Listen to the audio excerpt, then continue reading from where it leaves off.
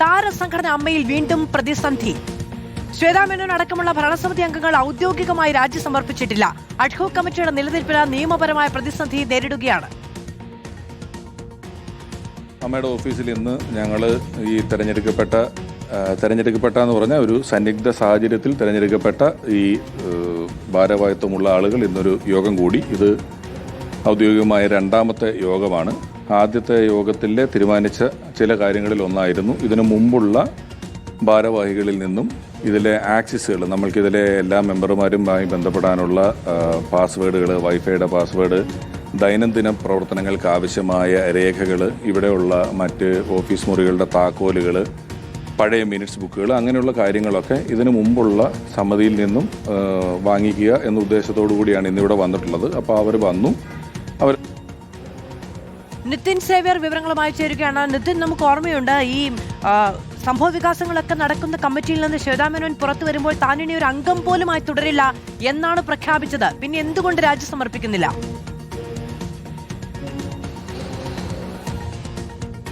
താരസംഘടനയായ അമ്മയുടെ നിലവിലുള്ള അഡ്ഹോക് സമിതിയെ വലിയ പ്രതിസന്ധിയിലാക്കുന്ന, അല്ലെങ്കിൽ അതിന്റെ നിയമസാധുതയെ തന്നെ ചോദ്യം ചെയ്യുന്ന തരത്തിലുള്ള വലിയ പ്രതിസന്ധി നിലവിൽ നിലനിൽക്കുന്നുണ്ട്. അത് കൃത്യമായി ജനറൽ ബോഡി തീരുമാനമെടുത്തു കഴിഞ്ഞു എന്ന് രമേശ് പിഷാരടി അടക്കമുള്ളവർ പറയുന്നുണ്ടെങ്കിൽ പോലും അതിൽ നിയമപരമായി നോക്കിക്കഴിഞ്ഞാൽ അതിൽ വലിയൊരു പ്രശ്നം സാങ്കേതികമായി നിലനിൽക്കുന്നുണ്ട്. കാരണം മാധ്യമങ്ങളോട് വന്ന് രാജിവെക്കുന്നു എന്ന് പറഞ്ഞിട്ട് പോയെങ്കിലും ഇന്ന് കുക്കു പരമേശ്വരൻ അഡ്ഹോക് കമ്മിറ്റിയിൽ പറഞ്ഞത് താൻ രാജിവെച്ചിട്ടില്ല എന്നാണ്. തന്റെ രാജി ഇതുവരെ ഔദ്യോഗികമായി താൻ അയച്ചിട്ടില്ല എന്നാണ് അവർ പറഞ്ഞിട്ടുള്ളത്. ലക്ഷ്മിപ്രിയ അടക്കമുള്ളവർ രാജി അയച്ചിട്ടുണ്ട്. മല്ലിക സുകുമാരൻ താരസംഘടനയിൽ നിന്ന് പ്രാഥമിക അംഗത്വം ഒഴിഞ്ഞുകൊണ്ടുള്ള രാജി അയച്ചിട്ടുണ്ട്. അതെല്ലാം തന്നെ അഡ്ഹോക് സമിതിക്ക് ലഭിച്ചിട്ടുമുണ്ട്. പക്ഷേ ശ്വേതാ മേനോൻ അടക്കമുള്ള ഈ ഭരണസമിതിയിലുണ്ടായിരുന്ന മറ്റാരും തന്നെ ഇതുവരെ രാജി സമർപ്പിച്ചിട്ടില്ല. അപ്പോൾ ഇതിലൊരു നിയമ പ്രശ്നം നിലനിൽക്കുന്നില്ലേ എന്ന് ചോദിക്കുമ്പോൾ അങ്ങനെ ഒരു നിയമപ്രശ്നം നിലനിൽക്കുന്നില്ല.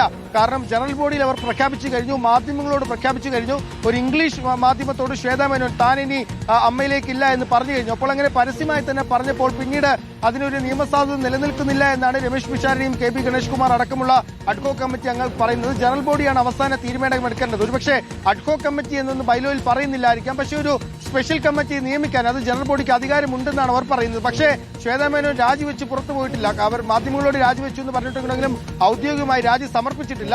അവർ പിന്നീട് ഒരുപക്ഷെ അവർ തന്റെ മനസ്സ് മാറിയെന്ന് പറഞ്ഞ് തിരിച്ചു വന്നാൽ എന്താകും എന്ന് ചോദിച്ചപ്പോൾ കെ പി ഗണേഷ് കുമാർ പറയുന്നവർ കോടതിയിൽ പൊക്കോട്ടെ, നമുക്ക് കോടതിയിൽ കാണാം. കാരണം അവർ പരസ്യമായി ഇതൊക്കെ പറഞ്ഞിട്ട് പോയതാണ്. പിന്നീട് ഇതുമായി ബന്ധപ്പെട്ട് തിരിഞ്ഞു നോക്കിയിട്ടില്ല. 20 ദിവസമായി ഓഫീസിൽ പോലും വന്നിട്ടില്ല. നിതിൻ സേവ്യറാണ് വിവരങ്ങൾ നൽകിയത്. അഡ്ഹോക് കമ്മിറ്റിയുടെ നിലനിൽപ്പിന് നിയമപരമായ പ്രതിസന്ധി നേരിടുകയാണ്. അതായത് പഴയ ഭരണസമിതി ഔദ്യോഗികമായി രാജി സമർപ്പിച്ചിട്ടില്ലാത്തതിന്റെ പ്രതിസന്ധി സാങ്കേതികമായി നേരിടുകയാണ്. നിതിൻ സേവ്യറാണ് വിവരങ്ങൾ നൽകിയത്.